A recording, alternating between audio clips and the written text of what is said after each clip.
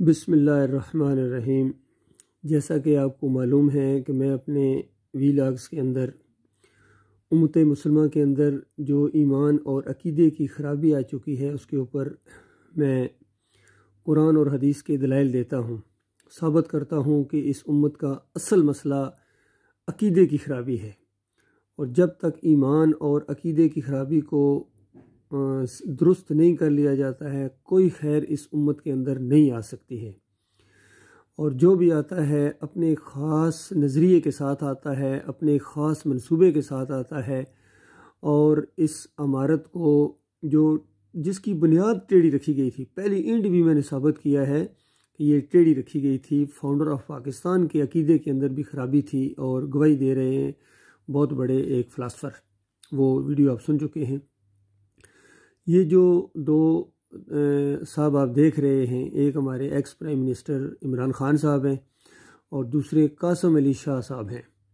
ان دونوں کے عقیدے کے اندر جو خرابیاں ہیں وہ میں علیحدہ ویڈیو اپلوڈ کر چکا ہوں، اور کسی کی طرف سے کوئی جواب نہیں آیا ہے۔ حالانکہ سوشل میڈیا کے اوپر جو چیز جاتی ہے وہ وائرل ہوتی ہے، لوگ سنتے ہیں، اور بالکل دو چار کی طرح ان کے عقیدے کی خرابی، جس طرح عمران خان صاحب جا کے مزار کے سامنے سجدہ کرتے ہیں، وہاں جو ہے حاضریاں دیتے ہیں، اور جنتی دروازے سے جو دنیا کے اندر بنا اس میں سے گزرتے ہیں۔ پھر امام زامن انہوں نے بندوایا، یا علی مدد کا پٹا ان کو میں نے خود دیکھا بندواتے ہوئے ویڈیو کے اندر۔ یہ ساری چیزیں ان کے اندر موجود ہیں، اور پچھلے دنوں میں ان کے سٹیج سے اس قدر شرکیہ نعرے لگائے گئے، لیکن ان کے کان کے اوپر جوں تک نہیں رینگتی ہے۔ ان کو پرواہ نہیں ہے اللہ کے ساتھ شرک جو ہو رہا ہے، شرک اللہ کو گالی ہے، ان کو ایمان عقیدے کی سمجھ ہی نہیں ہے، اور یا اگر سمجھ ہے تو دنیاوی لحاظ سے یہ اقتدار اور جو دنیا اور پیسہ اور مال اس قدر ان کے اوپر ہیوی ہو چکا ہے کہ گویا آنکھیں بند ہو گئیں، ان کی ایمان عقیدہ پیچھے چلا گیا، دنیا کی اقتدار لالچیں آگے آ گئیں۔ بالکل یہی معاملہ قاسم علی شاہ صاحب کا بھی ہے۔ ان کے سامنے ایک دفعہ وہ جو واصف کے بیٹے ہیں وہ یہ واقعہ بیان کر رہے تھے، اور یہ دونوں آپس میں ایک مذاکرہ سا تھا۔ اس میں واصف کے بیٹے کہتے ہیں کہ میرے جو والد صاحب ہیں وہ یعنی 11ویں کے بہت دل دادا تھے، یعنی بہت زیادہ 11ویں کھایا کرتے تھے، اس طرح کا ایک مضمون ہے۔ اس پر قاسم علی شاہ صاحب کی مسکراہٹ سامنے آئی ہے، کوئی اعتراض یا آبجیکشن سامنے نہیں آیا ہے، کیونکہ ایمان کی رمق نہیں ہے ان کے اندر، خالص دنیا داری ہے۔ اب یہ ایک انٹرویو انہوں نے لیا ہے عمران خان صاحب کا، یہ آپ اپنے کانوں سے سنیں، اپنی آنکھوں سے دیکھیں، اور ساتھ ساتھ میں انشاءاللہ تبصرہ جاری رکھوں گا۔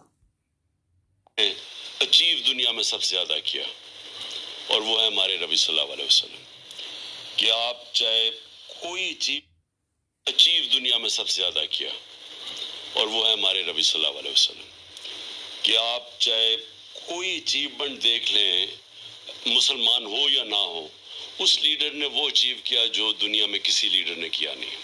تو سب سے پہلے جو لیڈر ہوتا ہے نا، جو انہوں نے کیا، جو بھی ان کے ارد گرد تھے لیڈر بن گئے۔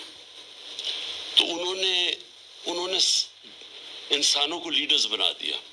میں وہ مولانا رومی کی جو ایک سینگ ہے کہ جب اللہ نے آپ کو پڑھ دیے تو کیوں آپ چونٹیوں کی طرح رینگتے ہیں، تو جو ہم رینگتے ہیں دنیاوی مسائلوں میں پڑھ کے، انہوں نے ان کو ویژن بڑی کر دی، اور انسان کو وہی اشرف المخلوقات بنا دیا جو اللہ نے ہمیں پوٹینشل دیا، لیڈرز بنا دیا۔ دیکھیے اس بات کے اوپر میں تبصرہ کروں گا، کیونکہ اکثر عمران خان صاحب اس مثال کو پیش کرتے ہیں کہ جب اللہ تعالیٰ نے تمہیں پر دیے ہیں تو چیونٹی کی طرح رینگتے کیوں ہو، حالانکہ یہ خود سب سے زیادہ رینگ رہے ہیں۔ بھائی جب دنیا کا لیڈر ان کو بنایا، کس بنیاد کے اوپر بنایا؟ وہ توحید کی بنیاد تھی، وہ رد شرک کی بنیاد تھی، وہ 13 سال مکہ میں انہوں نے ماریں کھائی تھیں، اور اللہ کے علاوہ کسی سے نہیں ڈرے تھے، اور شرک کے خلاف انہوں نے آواز بلند کی تھی۔ لات منات اور حبل اور ابراہیم علیہ السلام کو جو پکارا جا رہا تھا، ان کے واسطے وسیلے مدد سب کچھ رکوع سجدے ہو رہے تھے، اس کے خلاف انہوں نے آواز اٹھائی تھی، اور پھر وہ اللہ کے معاملے میں کسی سے نہیں ڈرے تھے۔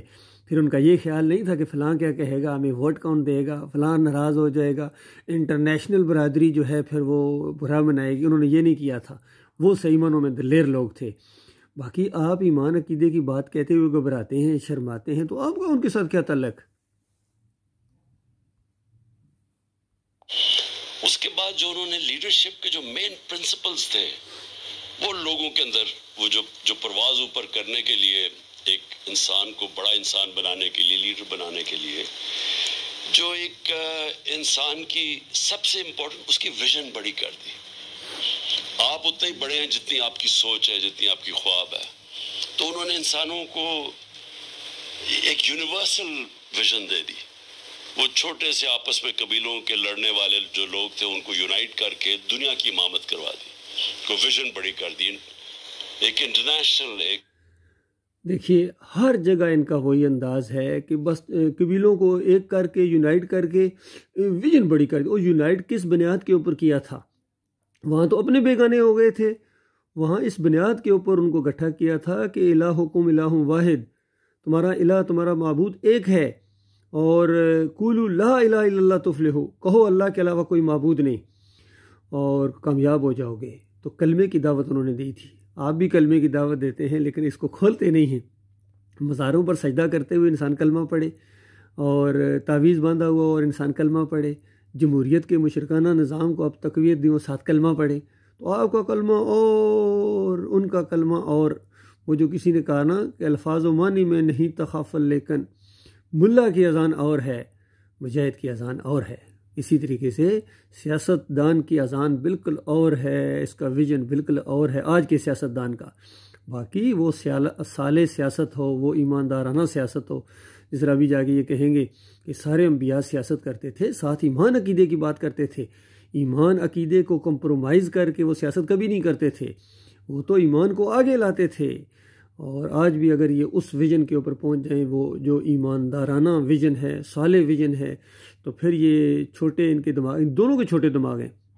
عام طور پر یہ دونوں کہتے ہیں کہ بڑا مقصد ہونا چاہیے، بڑا مقصد ہونا چاہیے. اور ان کا مقصد جو ہے، عمران خان کا مقصد بس پاکستان کی وزارت سے آگے نہیں بڑھتا ہے. اور قاسم علی شاہ بھی ابھی انٹری کر رہے ہیں ایک MPA یا MNA کی ٹکٹ حاصل کرنے کے لیے. یہ ان کا ویژن ہے، یہ ان کا دماغ ہے.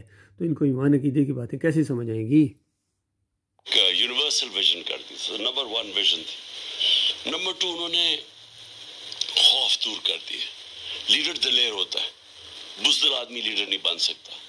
تو جو دیکھیے یہ بات بالکل صحیح ہے کہ بزدل آدمی اگر لیڈر بن جائے تو وہ تباہی پھیر دیتا ہے. اور یقین کریں ایمان کے معاملے میں یہ دونوں بزدل ہیں، دونوں بزدل ہیں. باقی دنیاوی لحاظ سے جتنے مرضی شیر ہوں، جو بھی ہوں ان کا معاملہ، جہاں پیسہ نظر آتا ہے وہاں یہ دلیر ہو جاتے ہیں، اور جہاں پیسہ جاتا نظر آتا ہے وہاں یہ گدڑ بن جاتے ہیں، لومڑیاں. ان کو کیا پتہ وہ دلیری کس طرح آئی تھی. وہ ایمان خالص کی وجہ سے دلیری آئی تھی. وہ شرک کا رد کرنے کی وجہ سے احد احد پکارتے تھے بلال رضی اللہ تعالیٰ عنہ. احد احد، اکیلا ہے، اکیلا ہے، اکیلا ہے. ذرا وہ انداز کر کے دیکھو تو پتہ چلے دلیری کیا چیز ہوتی ہے اور بزدلی کیا چیز ہوتی ہے. قرآن کی آیت ہے نا کہ جو لوگ ایمان لے آئے میں ان کے خوف دور کر دیتا ہوں. تو یہ جو خوف کا بت ہے وہ توڑ دیا انہوں نے کہ موت، زندگی موت اللہ کے ہاتھ میں، رزق اللہ کے ہاتھ میں. اچھا یہ ایک بات بہت کرتے ہیں، عام طور پر مشرف صاحب بھی کرتے تھے، عطا کہ بینظیر بھی کرتی تھی. میں موت سے نہیں ڈرتی ہوں، میں موت سے نہیں ڈرتا ہوں، وہ کہتا تھا. اور موت اللہ کے ہاتھ میں. وہ اس سے کس نے انکار کیا ہے؟ یہ تو سکھ بھی کہتا ہے موت اوپر والا دیتا ہے، ہندو بھی کہتا ہے. بات یہ ہے کہ مرنے کے بعد تمہارے ساتھ کیا ہونے والا ہے. مرنے کے بعد اگر تم نے وہ یہ حقیقت مانی کہ اللہ اکیلا الہ ہے، اور نبی علیہ السلام کا طریقہ، صحابہ کرام کا طریقہ وہ اپناتے ہوئے ان کو پتہ نہیں کیا ہوتا ہے، وہ ادھر جاتے ہی نہیں ہیں. دونوں دیکھو کس طرح کلین شیو ہم نے سمجھ، اور نبی علیہ السلام کی بات کر رہے ہیں. یہ حالانکہ بات میں ضمناً بیچ میں لایا ہوں. اصل چیز ایمان عقیدہ ہے، توحید ہے، رد شرک ہے. جب تک وہ نہیں کرو گے تمہاری کوئی اصل نہیں ہے، تمہارا کوئی وقار نہیں ہے اللہ کے. دنیا والوں کے نزدیک جو مرضی ہو جائے، ملینز تمہارے سبسکرائبرز ہو جائیں، جو مرضی ہو جائے، اللہ کی درگاہ سے راندے ہو. اور پھر عزت ذلت اللہ کے ہاتھ. اس سے انسان کے جو خوف ہے نا، یہ مین خوف ہے انسان کے کہ میں فیل ہو جاؤں گا، لوگ مذاق اڑائیں گے، لوگ کیا کہیں گے. جو کیریکٹر اسیسینیشن کیمپین میرے اگینسٹ چلائی لوگوں نے، یہ مخالفین نے، اگر مجھے یہ ذلت کا خوف ہوتا کہ انسانوں کے ہاتھ میں تو میں شاید ڈر جاتا، لیکن یہ میرا ایمان ہے اللہ کے ہاتھ میں، تو کوئی کسی کو یہ آزاد کر دیتا ہے انسان کو. پھر موت یہ بڑا کہ جی مار دیں گے آپ کو، قتل ہو جائے گا، یہ ہو جائے گا، وہ ہو جائے گا، وہ خوف جو ہے نا وہ انسان کو روکتا ہے. تو میں نے دنیا میں جس انسان کو بھی کوئی بڑا کام کرتے دیکھا ہے وہ پہلے اپنے خوف قابو کرتا ہے. خان صاحب ہمارے پاس ایٹم بم ہے، لیکن میں سمجھتا ہوں کہ اس سے بڑا پوٹینشیل 12 کروڑ یوتھ ہے. یہ 12 کروڑ یوتھ کیسے لیڈر بن سکتی ہے؟ کیونکہ خان صاحب دیکھیں آپشنز ہی کوئی نہیں ہے. یہ چند لوگ ہیں اور آپ نے تو یقین کریں پیٹرن چینج کیا ہے اور نئے انداز سے سیاست کی ہے اور ینگ لوگوں کو لے کر آئے ہیں. آپ کیا سمجھتے ہیں 12 کروڑ یوتھ یہ کس طرح سے لیڈر بن سکتی ہے؟ دیکھیے سب سے پہلے یہ جو تھوڑے سے اوپر ہمارے اوپر مسلط کیے گئے ہیں، اس ملک کے جرائم پیشہ لوگوں کو اوپر مسلط کیا گیا، جن کی نہ کوئی اخلاقی معیار ہے، جنہوں نے اچھے برے کی. یہ بات سنتے سنتے کان پک گئے ہیں کہ بس یہ چند لوگ ہیں اوپر جو کرپٹ ہیں، یہ ہے وہ ہے. بھائی اس کے بعد آپ کے ساتھ دائیں بائیں کون کھڑے ہیں؟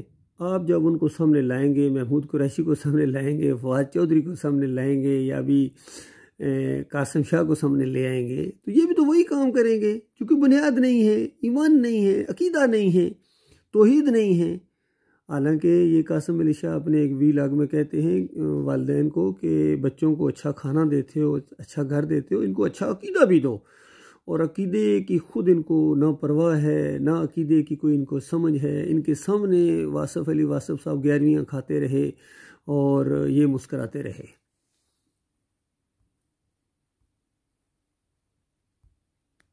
تمیز ختم کر دی ہے. امر بالمعروف جو اللہ کا حکم ہے کہ اچھائی کے ساتھ کھڑے ہو، انہوں نے اچھائی اور برائی میں فرق ختم کر دیا ہے. وہ آ کے لیڈر بنے ہوئے ہیں. بالکل یہ بات پوری طرح آج انہوں نے ان کے اوپر فٹ آتی ہے. امر بالمعروف کا نام لیتے ہیں لیکن نئی عن المنکر اور امر بالمعروف کا جو کنسپٹ ہے، وہ فرق ہے، وہ انہوں نے ختم کر دیا. یقین کیجئے، یعنی جو برائی کے میور ہیں، یہ جو مشرکانہ نظام ہے، یہ جمہوریت کا، یہ برائی کی جڑ ہے آج کے دور کے اندر. اس میں گالی گلوچ ہے، اس میں نفرتیں ہیں، اس میں لوٹ کسوٹ ہے، اس میں الزامات ہیں، اس میں اس کے جو بھی اصول ہیں وہ اسلام کی موت ہے. تو جب آپ اچھائی اور برائی کا تصور ہی آپ کا ختم ہو گیا ہے، جو آپ کے ساتھ کھڑا ہو جائے گا وہ اچھائی کے ساتھ کھڑا ہے، جو نواز شریف کے ساتھ کھڑا ہو جائے گا اس کے نزدیک وہ اچھائی کے ساتھ کھڑا ہے، جو زرداری کے ساتھ کھڑا ہو جائے گا اس کے نزدیک وہ جناب اچھائی کے ساتھ کھڑا ہے. تو ان کا معیار اچھائی اور برائی کا صرف یہ ہے کہ جو ان کے ساتھ کھڑا ہو جائے وہ اچھائی کے اوپر ہے. واقعی جو قرآن اور صحیح حدیث کا اچھائی اور برائی کا ایک تصور ہے، اس کو تو یہ سمجھتے ہی نہیں ہیں، اس کو مانتے ہی نہیں ہیں، وہ ان کا معیار ہی نہیں ہے. ہاں، دنیاوی اپنے مفادات حاصل کرنے کے لیے کبھی قرآن کی آیت کا حوالہ دے دیں گے، کبھی کسی حدیث کا حوالہ دے دیں گے. ابھی سنتے جائیں ان کی فریب کاریاں. چوری کرتے ہیں، ان کے اوپر پھول پھینکتے ہیں، بہت نقصان پہنچایا. تو یوتھ کو جو سب سے بڑی چیز ہے ایک اسلامی معاشرے میں کہ اللہ کا حکم ہے کہ اچھائی کے ساتھ کھڑے ہو. اللہ نے کبھی آپ کو نیوٹرل رہنے کا اجازت نہیں دی، یا اچھائی ہے یا برائی ہے. اور یہ مغربی معاشروں کے اندر میں آپ کو کیونکہ میرا بڑا ٹائم گزرا ہے، وہاں امر بالمعروف پر چلتے ہیں. وہاں معاشرہ کھڑا ہو جاتا ہے اچھائی کے ساتھ، یا میڈیا پروٹیکٹ کرتا ہے چوروں.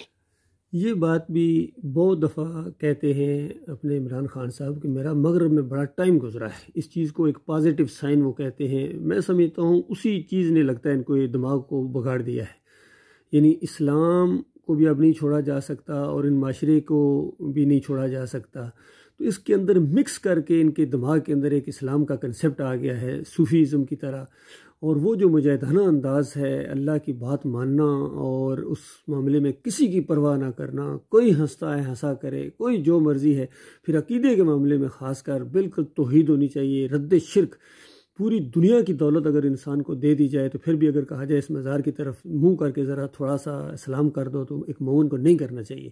وہاں جا کے پھول چڑھانا، وہاں جا کے سجدے کرنا اور عقیدت کے نذرانے پیش کرنا، یہ تو بہت بڑے دور کی بات ہے، بہت بڑے دور کی بات ہے.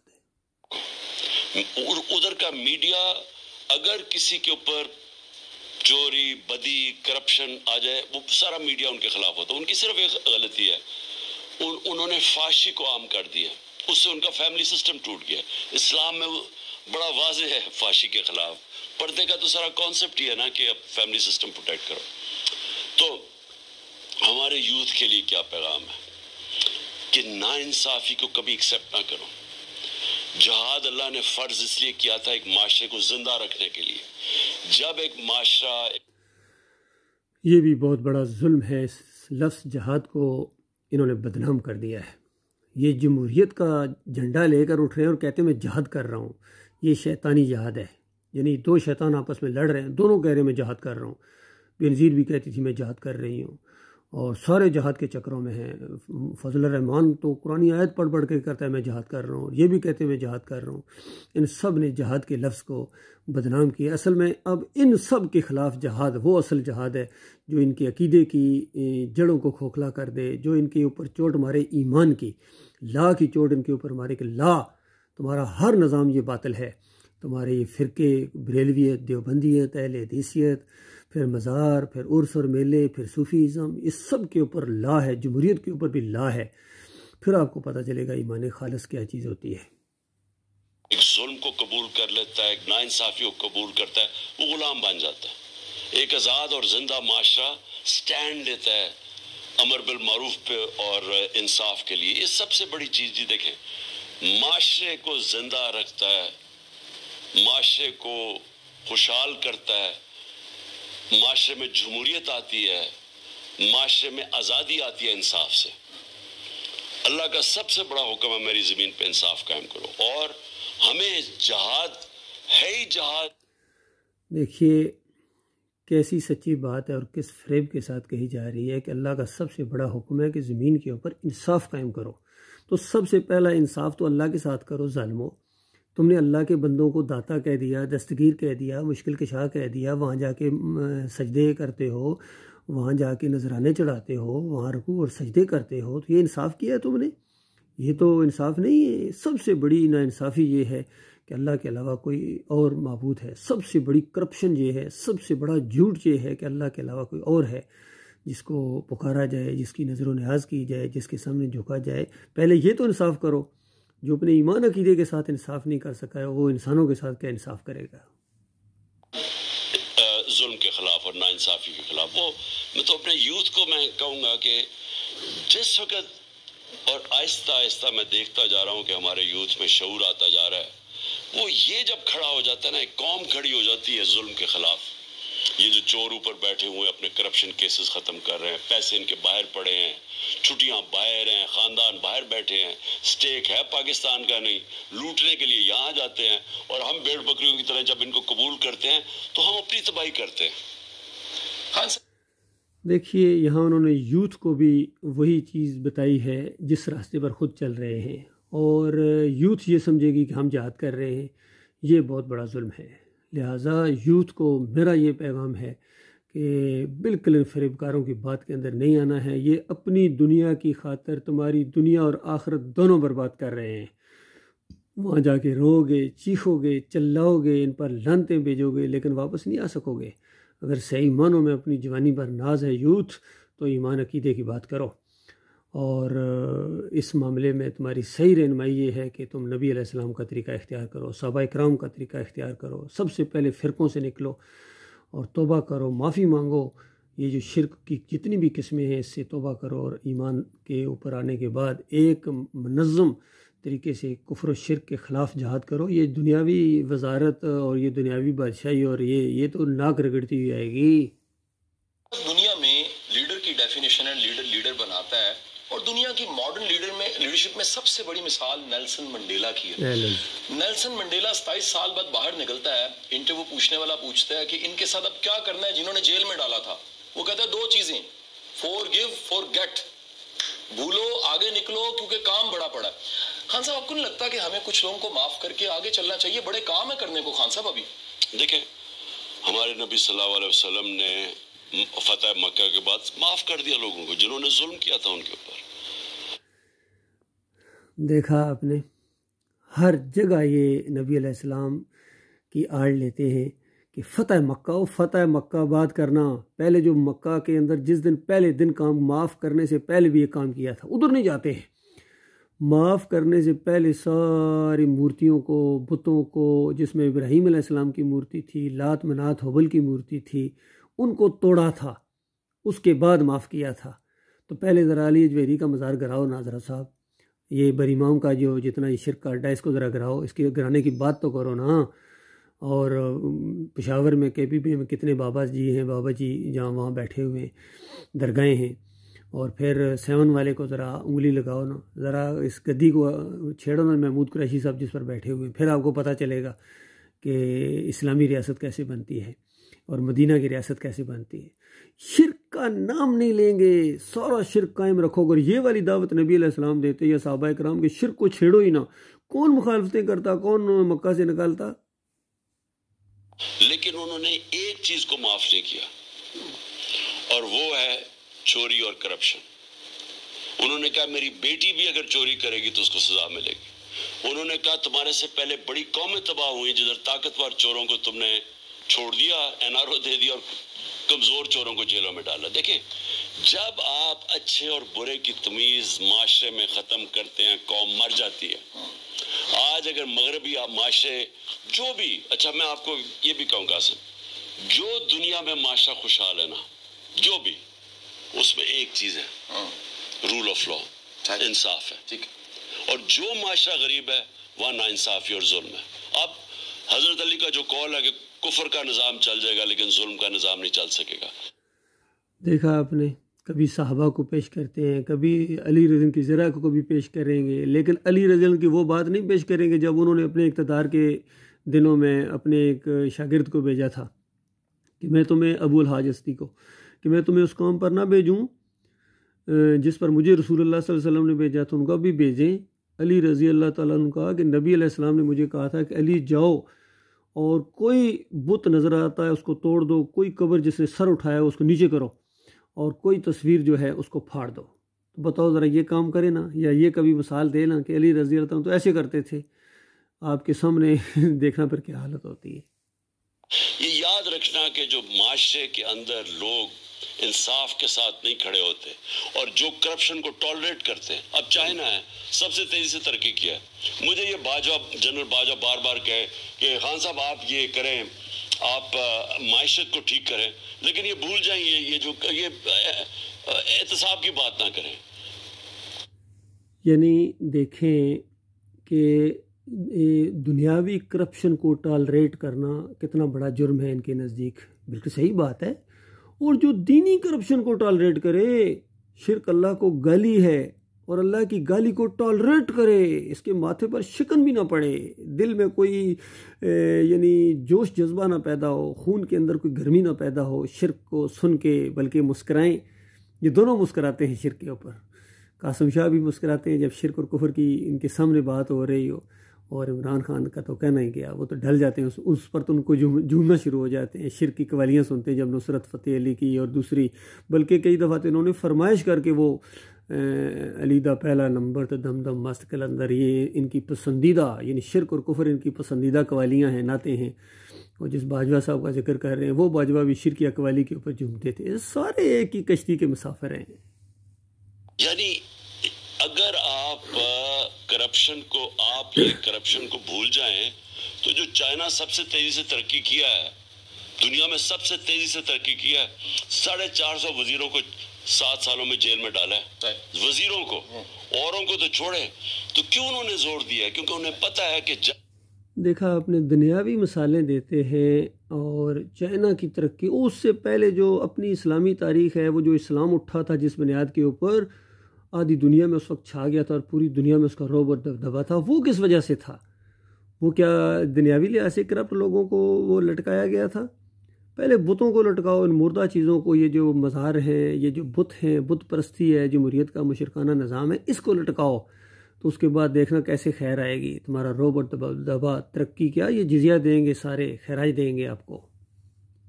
اب آپ ہائی لیول کی کرپشن نہیں روکتے، ایک ملک، امیر ملک غریب بن جاتا ہے۔ جو ہمارے سامنے لیبنان تباہ ہوا ہے، میرے سامنے سب سے خوشحال تھا لیبنان، آج وہ فیلڈ سٹیٹ ہو گیا، وینزویلا وہ تباہ ہو گیا، یعنی نائجیریا جو تیل کے ذخیرے میں بیٹھا ہے کرپشن کی وجہ سے وہ تباہ ہو گیا۔ خان صاحب، کبھی بھی کوئی سفر شروع کرنا ہوتا ہے اس کی منزل ڈیفائن کرنی پڑتی ہے. کہاں دیکھتے ہیں پاکستان کو 2025 میں, پھر 2030 میں, پھر 2040 میں؟ دیکھیں ہمارے اوپر ہے. ہم جس وقت ہم نے فیصلہ کر لیا بحیثیت قوم کہ ہم نے یہ چوروں کو, یہ جو ہمارے اوپر 30 سال سے 2 خاندان مسلط ہوئے ہیں, اپنے بچوں کو تیار کر رہے ہیں, اور کوئی ان کا کیا مستقبل ہے بھائی؟ ان کا کوئی مستقبل نہیں ہے. 2025 ہو 30 ہو, انہوں نے عرس کرنے ہیں, انہوں نے مزار بنانے ہیں. ان کا ایک حکومت آ گئی تو اس کے بعد سارا شرک جاری رہے گا, بلکہ اور زیادہ. آخری دفعہ انہوں نے اقتدار ختم ہونے سے پہلے کہا تھا اس دفعہ 12 ربیع الاول بہت زیادہ شان و شوکت اور دھوم سے منایا جائے گا. یہ 12 ربیع الاول کے کیک کاٹنے والے لوگ ہیں, یہ 11ویں کھانے اور کھلانے والے لوگ ہیں. ان کا کیا مستقبل ہے؟ ان کا کوئی مستقبل نہیں ہے. یہ ذلت اور خواری بڑھتی چلی جائے گی. اور ابھی اس کے بعد ابھی چونکہ ذرا لمبا ہوتا جا رہا ہے, میں اس لیے اس کو یہاں ختم کر رہا ہوں. اور قاسم علی شاہ آگے جا کے اس سے پوچھیں گے کیا مجھے بھی MNA کا ٹکٹ دیں گے کہ میں بھی اس ذلت کے اندر, اس خواری کے اندر آ جاؤں. تو وہ کہتے ہیں 100% بالکل آپ آئیں, بالکل آپ کو آنا چاہیے, ہر دلیر آدمی کو آنا چاہیے اور سیاست میں آنا چاہیے. پھر آگے کہیں گے سارے انبیاء بھی سیاست کرتے تھے. دیکھا پھر وہاں مذہبی کارڈ کھیلتے ہیں. اور کم عقلو, سارے انبیاء جو تھے وہ شرک کے خلاف اٹھے تھے. تم شرک کے خلاف اٹھو, اس سے بڑی کیا سیاست ہے؟ یہ سارے زمین کے اوپر یہ سارے نقشے تبدیل ہو جائیں گے اس ایمان عقیدے کی بات کی وجہ سے. تم اس توحید کی دعوت کو لے کر اٹھو. یہ پاکستان تو بڑی چھوٹی چیز ہے, یہ پوری دنیا انشاءاللہ پاکستان بنے گی. نیا پاکستان اس وقت بنے گا جب آخری مزار یہاں سے گرے گا اور جمہوریت کا مشرکانہ نظام ختم ہوگا. خالص توحید اور قرآن اور صحیح حدیث کا قانون پہلے سے موجود ہے, صرف ماننے کا مسئلہ ہے. تم ماننے کے لیے تیار نہیں ہو. اور یہ سارے جتنے ہیں, چاہے یہ مذہبی, یہ آج کے یہ لیڈر ہوں جو دین کو پیشہ جنہوں نے بنایا ہوا ہے, یا سیاسی لوگ ہوں. اسی لیے عبداللہ بن مبارک رحمۃ اللہ علیہ نے ایک دفعہ کہا تھا کہ کیا دین کو علماء, مشائخ اور ان بادشاہوں کے علاوہ کسی نے بدلی کیا ہے؟ یعنی انہوں نے بدلی کیا ہے. یہ سارے مل گئے ہیں, ایکا کر لیا انہوں نے. فرقہ بندی ہے ان کے اندر, بریلویت ہے, دیوبندیت ہے, اہل حدیثیت ہے, صوفی ازم ہے, چادریں یہ چڑھائیں. کوئی محکمہ ایسا نہیں جس کے اندر یہ شرک نہ ہو, کفر نہ ہو. اور جس محکمے کے اندر بھی توحید کی دعوت دی جائے وہ اپنے اندر سے باہر نکال دیتے ہیں. جمہوریت کے اندر یہاں سے بھی ان کی پارٹی میں اگر کوئی ایمان عقیدے توحید کی بات کرے گا, یہ اس کو پارٹی سے نکال دیں گے, رینجر سے نکال دیتے ہیں, پولیس سے نکال دیتے ہیں. فوجی سسٹم حالانکہ کتنا مضبوط سسٹم ہے, وہاں توحید کی دعوتیں وہاں سے نکال دیتے ہیں. اس قدر اللہ کے ساتھ دشمنی ہے.